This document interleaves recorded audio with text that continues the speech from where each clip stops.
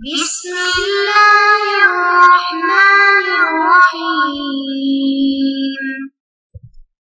بسم الله الرحمن الرحیم. السلام علیکم ورحمۃ اللہ وبرکاتہ. عزیز طلباء، امید ہے بخیر و عافیت ہوں گے. تفسیر جلالین سورۃ المائدہ سبق نمبر 214 کے ساتھ آپ کے سامنے حاضر ہیں.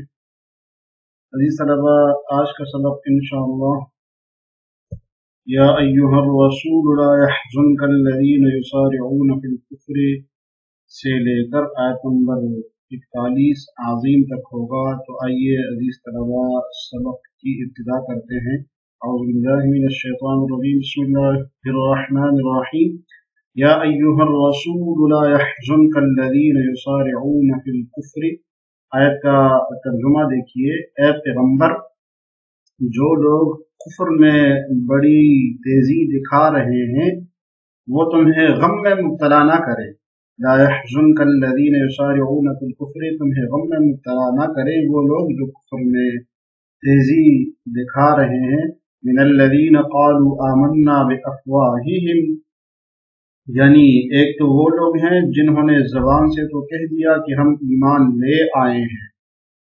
ولم تؤمن قلوبہم، مگر ان کے دل ایمان نہیں لائے.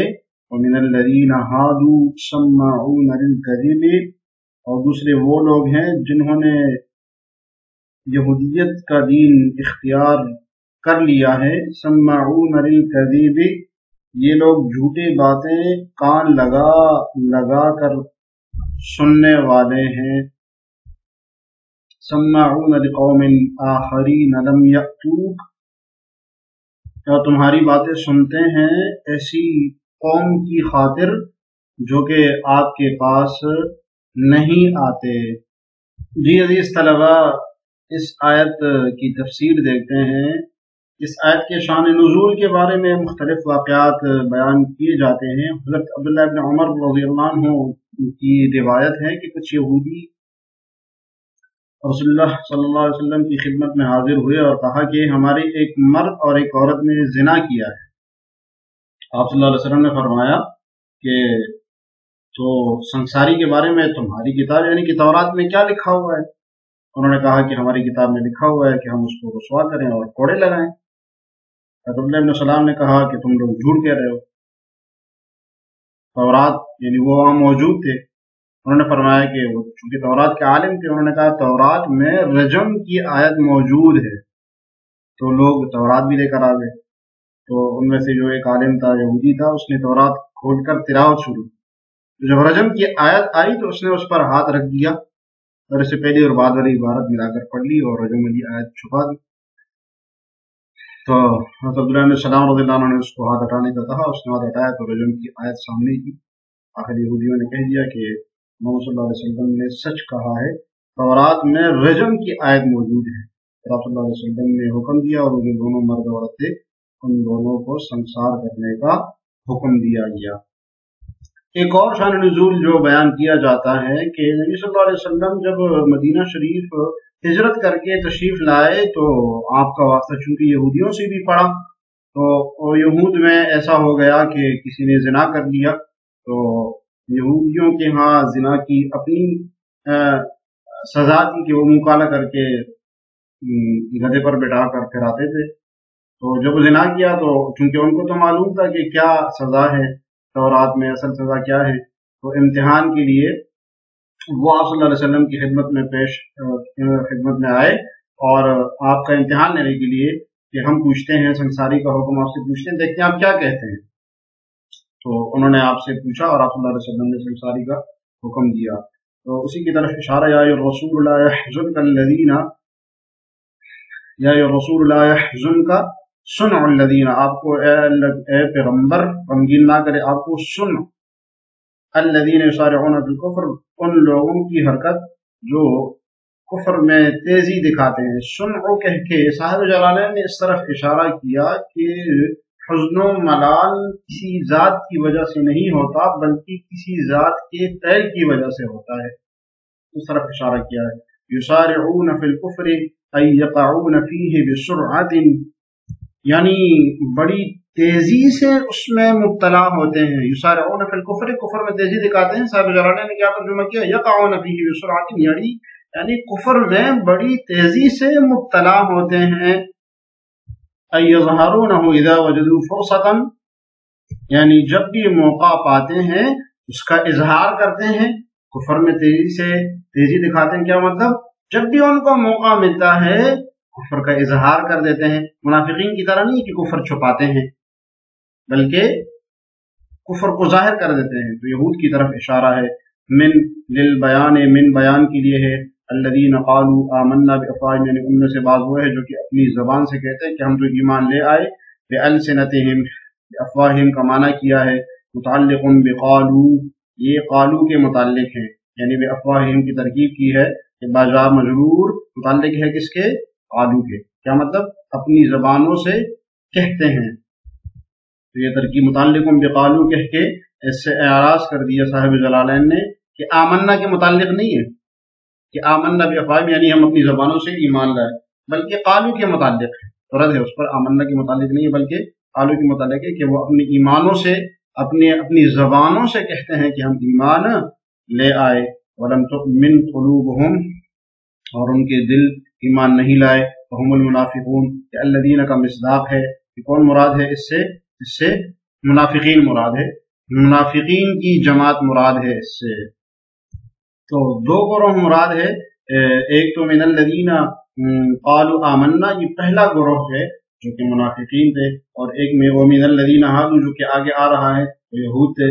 بعض حضرات نے کہا کہ منافقین کی دو خصلتوں کا بیان ہے. ایک وہ جو کہ اپنی زبانوں سے کہتے تھے کہ ہم ایمان لے آئے، اور دوسرے وہ جو کہ اصلاً یہودی ہی تھے. جی ومن الذین ہادوا، یا وہ ان لوگوں میں سے ہیں، یعنی جو آپ کو غمگین کرتے ہیں، یا ان لوگوں میں سے ہیں جو کہ جنہوں نے یہودیت اختیار کی ہے. ومن الذین ہادوا کی ترکیب کے بارے میں دو احتمال ہے. ایک یہ کہ ومن الذین ہادوا جملہ مستانفہ ہے، اور ومن الذین ہادوا خبر مقدم ہے، سماعون للکذب مبتدا مؤخر ہے، تو یہ الگ جملہ ہو جائے گا. مطلب یہ ہوگا کہ یہ ایک الگ جماعت ہے، یعنی یہودیوں کی جماعت ہے جو کہ آپ کو غمگین کرتی ہے. اور دوسرا ہے کہ ومن الذین ہادوا، یہ من اس کا معطوف ہے اور معطوف علی من الذین قالوا آمنا بافواہہم ہے، یعنی عطف ہے اس کے اوپر، اور یہ بیان ہے اس کا، یعنی وہ لوگ جو کہ اپنی زبانوں سے صرف کہتے ہیں کہ ہم ایمان لائے، یہ وہ لوگ بھی ہیں جو کہ یہودی ہیں. تو بیان ہے اس صورت میں دو خصلتیں ہو جائے گی منافقین کی. قوم سماعون للکذب، جی خبر مبتدا محذوف کی خبر نکالی ہے، خبر محذوف نکالی ہے. قوم ومن الذین ہادوا قوم سماعون، یعنی ایسی قوم ہے جو کہ جھوٹ کو سنتے ہیں. الذی اشترته احبارهم، وہ جن کو ان کے بڑوں نے گھڑ دیا ہے. سماع قبول، قبولیت والا سننا، یعنی جو جھوٹ کو سنتے ہیں یہ اللہ یہ قبول کر کے جھوٹ کو سنتے ہیں، یعنی یہ دل سے قبول کرتے ہیں کہ جو ہم سن رہے ہیں یہ جھوٹ ہے، جھوٹ کو سنتے ہیں، جان بوجھ کر ایسا کرتے ہیں. سماعون من کا، اور یہ آپ کی بات سنتے ہیں، لقوم ایسی قوم کے لیے، ای لاجل قوم لام تعدیت کے لیے ہے، یعنی ایسے لوگوں کے لیے سنتے ہیں. آخرین جو کہ دوسرے ہیں، من الیہود یہود میں سے، لم یاتوکا جو کہ آپ کے پاس نہیں آتے. تو جو یہودی منافقین نبی صلی اللہ علیہ وسلم کی خدمت میں حاضر ہوتے تھے وہ یہاں پر آپ کی باتیں سن لیا کرتے تھے، آپ سے باتیں سن لیا کرتے تھے. اور ان لوگوں کے پاس جو کہ آپ کی خدمت میں حاضر نہیں ہو سکتے تھے، ظاہر یہود ہوتے بظاہر وہ ان کے پاس جا کر باتیں سنایا کرتے تھے. تو اللہ تعالیٰ نے فرمایا کہ یہ آپ کی باتیں سنتے ہیں اس دوسرے لوگوں کے لیے جو کہ آپ کے پاس نہیں آ سکتے. جی وہم اہل خیبر، اور یہ خیبر والے ہیں. یاتو کی ضمیر کا مصداق کہ کون مراد ہے اس سے، وہ اہل خیبر مراد ہے. وہ دور تھے، وہ آپ کے پاس نہیں آ سکتے تھے، تو وہ دوسرے لوگوں کو بیچ کر آپ کی باتیں سنا کرتے تھے. ذرا احبارہم فیہم، جی شان نزول کی طرف اشارہ ہے. صاحب جلالین شان نزول بیان فرما رہے ہیں کہ ان کے دو بڑے احبار میں سے، یعنی ان کے علماء میں سے زنا کیا، محسنان، دو محسن مرد عورت نے زنا کیا. رجمہما، تو ان دونوں کو رجم کرنا انہوں نے پسند نہیں کیا. وہ ان میں سے علماء یعنی بڑے بڑے لوگ اگر زنا کیا کرتے تھے تو ان پر وہ رجم یعنی سزائیں جاری نہیں کرتے تھے، بلکہ منہ کالا کر کے بس پھرا لیتے تھے، سمجھتے تھے کہ بس یہ ہو گیا۔ قریظہ تھا تو قریظہ مدینہ میں رہتے تھے، اہل خیبر نے ان کو بھیجا۔ یہ صاحب جلالین شان نزول بتا رہے ہیں، یسأل النبی صلی اللہ علیہ وسلم، تاکہ آپ صلی اللہ علیہ وسلم سے پوچھ لے عن حکمہما، ان دونوں محسنان کی حکم کے بارے میں کہ ان کو کیا حکم لگایا جائے امتحان دینے کے لیے، کہ دیکھتے ہیں یہ نبی کیا کہتا ہے۔ جی یہاں تک ہم نے ترجمہ کیا تھا، کہ ترجمہ دیکھیے، یحرفون الکلم من بعد مواضعہ، یہ اللہ کی کتاب میں تحریف کرتے ہیں، من بعد مواضعہ، الفاظ کا موقع محل طے ہو جانے کے بعد اس میں تحریف کرتے ہیں۔ یقولون، اور یہ کہتے ہیں، ان اوتیتم ھذا فخذوہ، کہ اگر تمہیں یہ حکم دیا جائے تو اس کو قبول کر لینا، وَإِن لَّمْ تُؤْتَوْهُ، اور اگر تمہیں یہ حکم نہ دیا جائے تو بچ جانا۔ وَمَن يُرِدِ اللَّهُ فِتْنَتَهُ فَلَن تَمْلِكَ لَهُ مِنَ اللَّهِ شَيْئًا، اور جس شخص کو اللہ فتنے میں ڈالنے کا ارادہ کر لے تو اسے اللہ سے بچانے کے لیے تمہارا کوئی زور ہرگز نہیں چل سکتا۔ فَلَن تَمْلِكَ لَهُ مِنَ اللَّهِ شَيْئًا، تمہارا کوئی زور ہرگز نہیں چل سکتا۔ أُولَٰئِكَ الَّذِينَ لَمْ يُرِدِ اللَّهُ أَن يُطَهِّرَ قُلُوبَهُمْ، یہ وہ لوگ ہیں جن کی نافرمانی کی وجہ سے اللہ نے ان کے دلوں کو پاک کرنے کا ارادہ نہیں کیا۔ وَهُمْ فِي الدُّنْيَا خِزْيٌ، ان کے لیے دنیا میں رسوائی ہے، وَلَهُمْ فِي الْآخِرَةِ عَذَابٌ عَظِيمٌ، اور انہی کے لیے آخرت میں زبردست عذاب ہے۔ جی اب ان کی ایک اور خصلت کا بیان ہے کہ حق کی عداوت میں یہ تورات کے کلمات میں تحریف کرتے ہیں، اور صرف تحریف ہی نہیں کرتے بلکہ نبی صلی اللہ علیہ وسلم کی خدمت میں لوگوں کو بھی بیچتے ہیں کہ اگر نبی صلی اللہ علیہ وسلم کی طرف سے تمہیں ہماری تحریف کے حکم کے موافق کوئی چیز ملے تو لے لینا، اور اگر اس کے مخالف کوئی چیز ملے تو اس کو قبول نہیں کرنا۔ تو اسی کی طرف اشارہ ہے۔ جی یحرفون الکلمہ، حکم کو تحریف کرتے ہیں کلام میں، یعنی تورات میں، الذی فی التوراۃ، جو کہ تورات میں ہوتا ہے، کہ آیت الرجم مثال سے بتا رہے ہیں صاحب جلالین، جیسے گرجم کی آیت کی تحریف کی تھی، انہوں نے بدل دیا تھا اس کو۔ کیا تحریف کی تھی؟ کہ وہ منہ کالا کر کے گدھے پر بٹھا کے اس کو پھیلا لیتے تھے، من بعد مواضعہ، اس کو اپنی جگہ پر مقرر کرنے کے بعد، التی وضعہ اللہ علیہا، یعنی جس پر اس کو مقرر کیا ہوتا تھا، ایبدلونہ۔ جی تحریف کا حقیقی معنی ہے، اشارہ اس طرف یہاں پر تحریف اپنے حقیقی معنی میں ہے، کہ معنی تحریف نہیں کرتے بلکہ لفظاً بھی اس کو بدل دیتے ہیں، یبدلونہ، یعنی اس کو تبدیل کرتے ہیں۔ یقولون لمن ارسلوہم، اور کہتے ہیں ان لوگوں سے جن کو آپ صلی اللہ علیہ وسلم کی خدمت میں بیچتے ہیں، ان اوتیتم ھذا الحکم المحرف، اور اگر تمہیں دیا جائے یہ حکم محرف، یعنی تحریف کیا گیا حکم، کون سا تحریف کیا گیا حکم؟ یعنی جو ہم نے تحریف کر کے بنایا ہے، رجم کا جو حکم ہے، جو کہ کوڑے مارنا تھا، اس کو ہم نے تحریف کر کے منہ کالا کرنا بنا دیا۔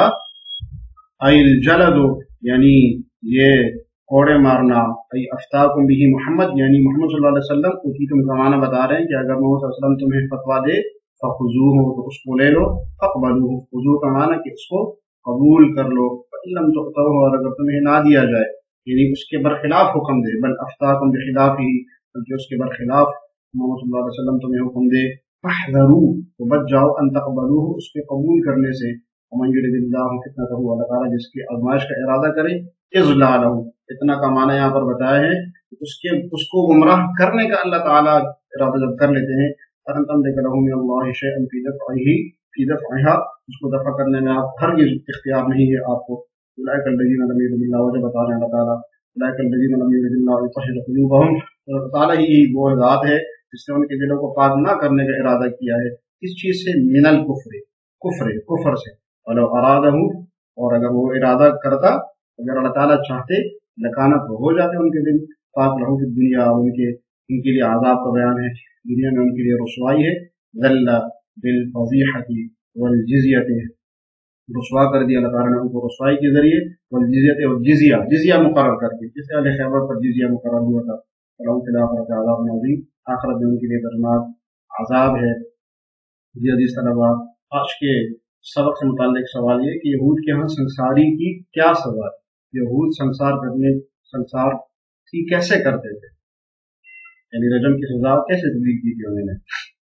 جی عزیز طلباء، آج کا سبق آئے اور رسول سے لے کر آیت نمبر 41 عظیم تک کا دعا ہے کہ اللہ تعالیٰ ہمیں تفسیر جلالین پڑھنے سمجھنے اور اس پر عمل کرنے کی توفیق عطا فرمائے۔ السلام علیکم ورحمۃ اللہ وبرکاتہ۔